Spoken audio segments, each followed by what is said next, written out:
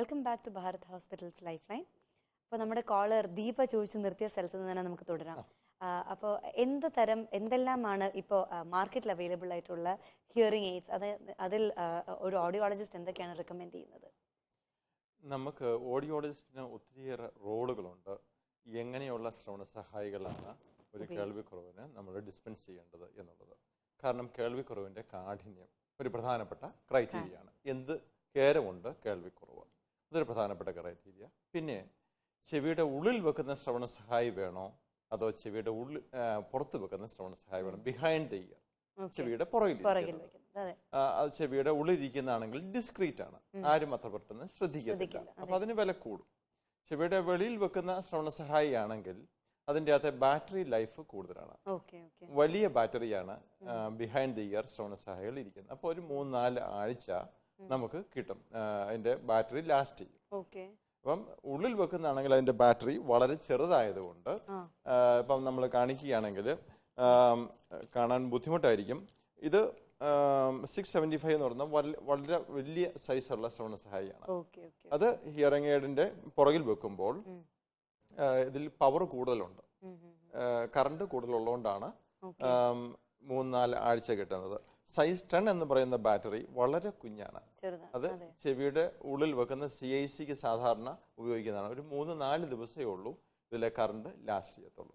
അപ്പം ഇത് കുറേ തീരുമാനങ്ങൾ ജനങ്ങളുടെയാണ്, മേടിക്കുന്ന ആൾക്കാർ. എത്ര വിലയുള്ള ശ്രവണ സഹായി മേടിക്കണം, അത് ജനങ്ങളുടെ ആവശ്യമാണ്. അപ്പം ഡിജിറ്റലി പ്രോഗ്രാമുകളായിട്ടുള്ളത് 7500 മുതലുണ്ടെന്ന് പറഞ്ഞല്ലോ.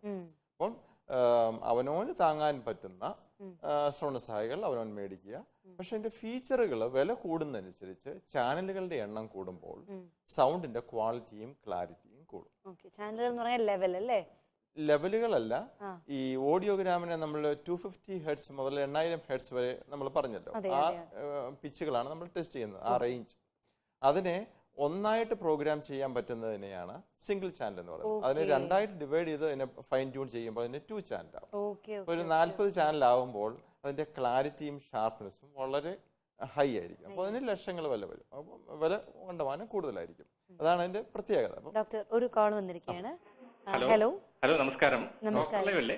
അതെ അതെ അതെ, നമസ്കാരം ഡോക്ടർ. നമസ്കാരം. ഞാൻ എടപ്പാളെന്ന് സേതുമാധവനാ വിളിക്കണേ. എന്താ സേതുവിന്റെ പ്രശ്നം പറഞ്ഞോളൂ. എന്റെ മദറിൻലോനെ ഒരു 75 ഏജ് ഉണ്ടാവും.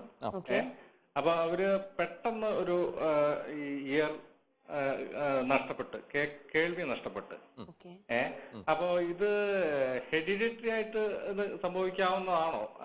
അങ്ങനെ സംഭവിക്കാനുള്ള സാധ്യതകൾ ഉണ്ടോ? Okay, Sethu, sudden hearing loss എന്ന് പറയുന്നത് പെട്ടെന്ന് ഓവർനൈറ്റ് ആയിട്ടാണോ അമ്മയുടെ കേൾവി നഷ്ടപ്പെട്ടത്? ഓവർനൈറ്റ് എന്ന് പറയാൻ പറ്റില്ല, മേ ബി ഒരു വീക്കിന്റെ സ്പാനിന്റെ ഇടയിൽ സംഭവിച്ചത്. ഓക്കെ, അങ്ങനെ സംഭവിച്ച കേൾവിക്കുറവാണെങ്കിൽ അതിന് ഒരു വീക്ക് കഴിഞ്ഞു പോയി, അതൊരു പ്രധാനപ്പെട്ട ഒരു പ്രോബ്ലമാണ്. കാരണം പെട്ടെന്ന് കേൾവി നഷ്ടപ്പെട്ടിട്ട് ആദ്യത്തെ ഫസ്റ്റ് വീക്ക് വളരെ ക്രൂഷ്യലാണ്. ആ സമയത്ത് സ്റ്റിറോയിഡ് ട്രീറ്റ്മെന്റ് എടുക്കുകയാണെങ്കിൽ കുറേയെങ്കിലും കേൾവി നമുക്ക് തിരിച്ചു പിടിക്കാൻ പറ്റും. ഇതൊരു പ്രത്യേക ക്ലാസിഫിക്കേഷനാണ് സഡൻ ഹിയറിംഗ് ലോസ് എന്ന് പറയുന്നത്. എനിക്ക് നാളെ രാവിലെ വേണമെങ്കിൽ വൈറൽ അറ്റാക്ക് കൊണ്ട് എൻ്റെ വലത് ചെവിയുടെ കേൾവി പൂർണ്ണമായും നഷ്ടപ്പെടാം.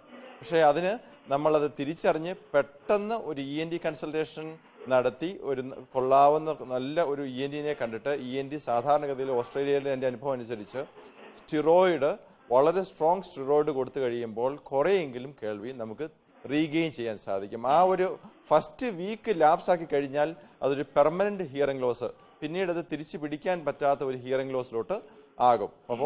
അപ്പോൾ അതാണ്, ഇനി സമയം കളയരുത്. എത്രയും പെട്ടെന്ന്, അത് സഡൻ ഹിയറിംഗ് ലോസ് ആയതുകൊണ്ടാണ് ഒരു ENTനെ കാണണം. നന്ദി, താങ്ക് യു. അപ്പോൾ നമ്മൾ ഹിയറിംഗ് എയ്ഡ്സിനെ കുറിച്ച് സംസാരിച്ചുകൊണ്ടിരിക്കുകയായിരുന്നു. അപ്പോൾ അതിന് എന്തൊക്കെയാണ് വിവിധ തരം ചാനലുകളെ കുറിച്ച് പറഞ്ഞു. വിവിധ തരം ഹിയറിംഗ് എയ്ഡ്സ് ഡിസ്പ്ലേയിലുണ്ടോ? തീർച്ചയായിട്ടും. ഞാനിത് ഡമ്മി ഹിയറിംഗ് എയ്ഡ്സ് ആണ്.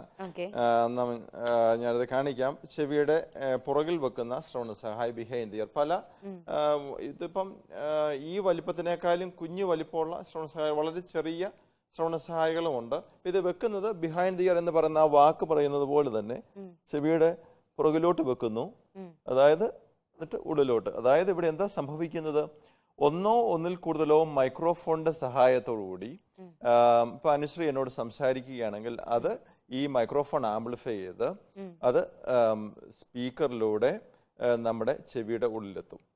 ആംപ്ലിഫയറും സ്പീക്കറും ഉണ്ട്, മൈക്രോഫോണും ഉണ്ട്. അപ്പം ബേസിക്കലി 3 കമ്പാർട്ട്മെന്റ് ആണുള്ളത്. ഇപ്പം ചെവിയുടെ അപ്പോൾ ഇതിന് ഒരു 4 ആഴ്ച വരെ ഇതിന്റെ ബാറ്ററി ലാസ്റ്റ് ചെയ്യും. അപ്പോൾ ചിലവർക്ക് ഇപ്പം നമ്മുടെ യൂത്തിനെ നമ്മൾ എടുക്കുകയാണെങ്കിൽ യൂത്തിന് എനിക്കൊരു വൈകല്യമുണ്ട് എന്ന് മറ്റുള്ളവരറിയാൻ യൂത്ത് സാധാരണ ആഗ്രഹിക്കുന്നില്ല.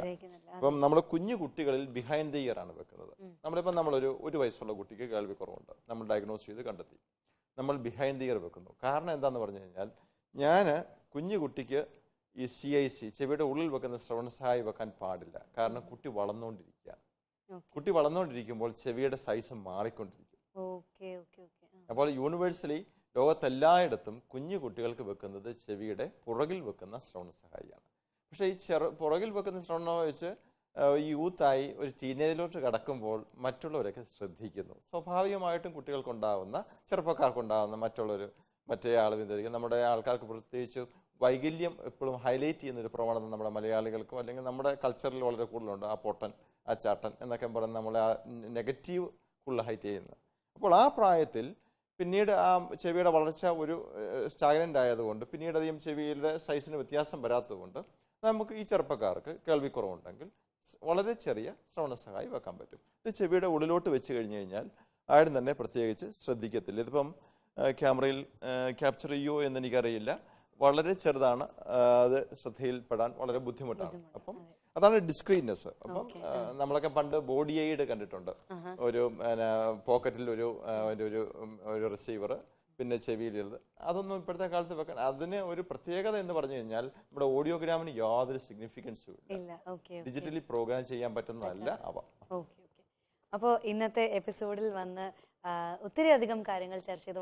വാർദ്ധക്യ സംബന്ധമായ ഹിയറിംഗ് പ്രോബ്ലംസ് മുതൽ തുടങ്ങിയത് ഹിയറിംഗ് എയ്ഡ് വരെ ഉള്ള കാര്യങ്ങൾ ചർച്ച ചെയ്തതിൽ ഒത്തിരി നന്ദിയുണ്ട് സർ. Thank you. ഇന്നത്തെ ചർച്ചയിൽ ഓഡിയോളജിസ്റ്റ് സലിമോൻ ജോസഫ് ആയിരുന്നു നമ്മളോടൊപ്പം ഉണ്ടായിരുന്നത്. വീണ്ടും അടുത്ത എപ്പിസോഡിൽ കാണും വരെ നന്ദി, നമസ്കാരം.